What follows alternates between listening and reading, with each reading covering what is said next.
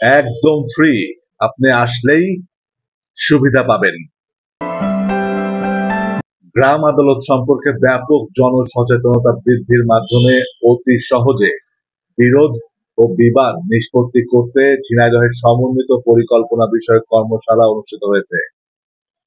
সকালে ঝিনাইদহ জেলা প্রশাসকের কার্যালয়ে এ কর্মশালার আয়োজন করে বাংলাদেশ গ্রাম আদালত সক্রিয়করণ দ্বিতীয় পর্যায় প্রকল্প।